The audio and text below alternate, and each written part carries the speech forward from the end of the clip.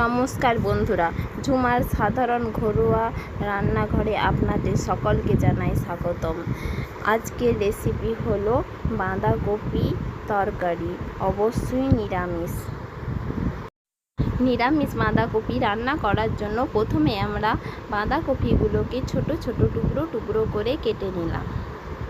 বাঁধাকপির সাথে আলুগুলোকেও ছোট ছোট টুকরো টুকরো করে কেটে নিলাম। এরপর বাঁধাকপি এবং আলুগুলোকে একসাথে মিশিয়ে ভালো করে জল দিয়ে পরিষ্কার করে ধুয়ে নিলাম।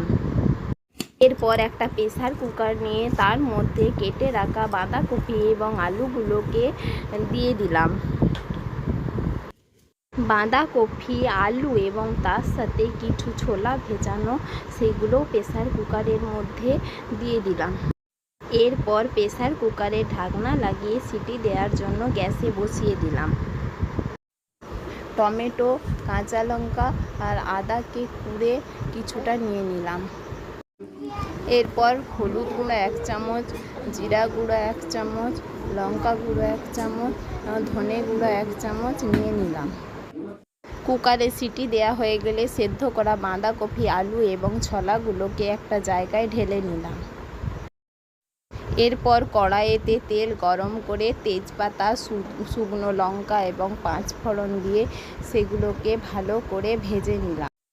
সেগুলো ভাজা হয়ে গেলে তার মধ্যে বেটে রাখা আদা, টমেটো এবং কাঁচা লঙ্কা দিয়ে সেগুলোকেও ভালো করে ভেজে নিলাম কড়াইয়ের মধ্যে।